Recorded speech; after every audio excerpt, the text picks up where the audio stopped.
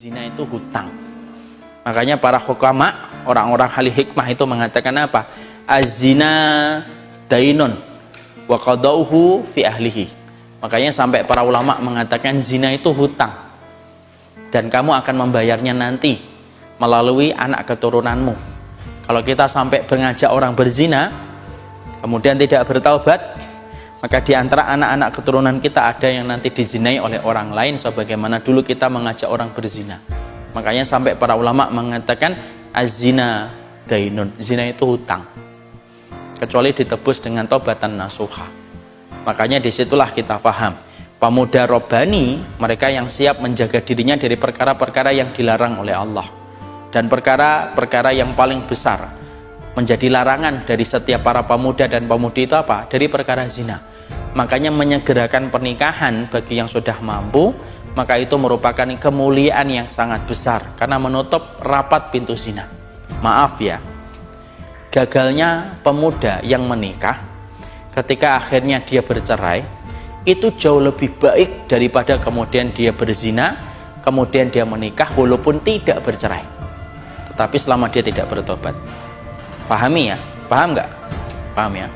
Para pemuda yang kemudian dia itu berzina, para pemuda yang dia nikah di waktu muda karena menjaga dirinya dari perilaku-perilaku zina, nikah umurnya masih misalkan 20 tahun, yang laki 21 tahun, menikah mereka walaupun kemudian baru 1 tahun, 2 tahun kemudian mereka bercerai entah karena apapun, maka sesungguhnya bercerainya dia itu tidak pernah menjadi dosa karena cerai itu tidak menjadi dosa.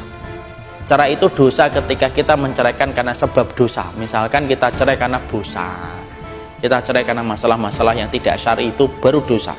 Tapi cerai itu dosanya bukan besar.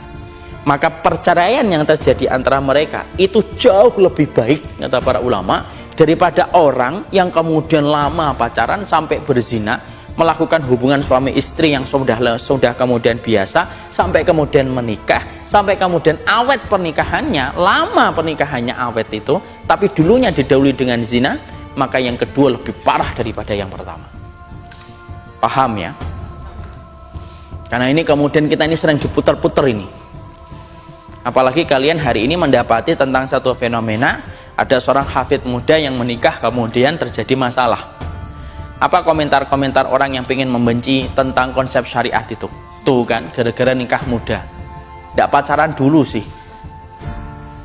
Ya tak? Tidak. Kemudian komentarnya semacam itu. Coba kalau pacaran dulu, kan minimal tahu tidak perlu terjadinya perceraian. Padahal kalaupun mereka bercerai, dan kita semua mengharapkan semoga yang terbaik, kalaupun mereka bercerai itu jauh lebih baik daripada mereka sampai berzina. Coba Masya Allah, hari ini zina itu dipublikasikan dan didokumentasikan ya kan. Tentunya kalian tahu kan, hari ini selagi yang heboh itu bagaimana seorang mahasiswi universitas terkemuka sampai melakukan perbuatan zina dan dia ridho didokumentasikan. Saya itu memikirkan wanita semacam apa rahimnya kemudian terbasahi dengan air yang paling najis, karena air yang paling najis itu air yang ditumpahkan sebelum terjadinya pernikahan. Itu air yang paling najis.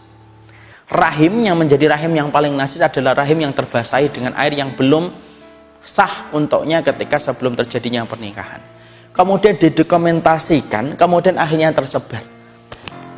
Kualitas semacam apa di hadapan nanti di hadapan Allah itu. Makanya kemudian menjaga diri dari perbuatan yang terlarang itu merupakan bentuk kemuliaan. Makanya ingat, ikhwati fillah, Nabi Yusuf itu mendapatkan 2 cobaan. Pertama, cobaan ketika dia dilemparkan ke sumur tua sampai dia menjadi budak. Cobaan Nabi Yusuf yang kedua itu apa? Cobaan Nabi Yusuf yang kedua itu adalah ketika Nabi Yusuf digoda oleh istrinya sang raja. 2 kali cobaan atau tidak? 2 kali cobaan. Yaitu sabarnya beliau ketika dibuang di sumur tua dan sabarnya beliau ketika digoda oleh istri sang raja. Tapi jujur, kalau saya tanya, kalau disebutkan Nabi Yusuf, yang pertama kali yang terfikirkan kita adalah Nabi Yusuf yang dibuang di sumur tua, ataukah Nabi Yusuf yang mampu menampik dari perbuatan zina? Yang mampu menampik dari perbuatan zina. Makanya sampai Syekhul Islam Ibnu Taimiyah itu berkata apa? Seorang ulama besar itu sampai beliau itu berkata, sesungguhnya pujian Allah kepada Nabi Yusuf ketika Nabi Yusuf mampu untuk menampik dari perbuatan zina, itu sangat dicintai oleh Allah daripada sabarnya Nabi Yusuf ketika dibuang di sumur tua. Kenapa? Sabar menghadapi larangan itu lebih dicintai oleh Allah daripada sabar menghadapi ujian. Paham?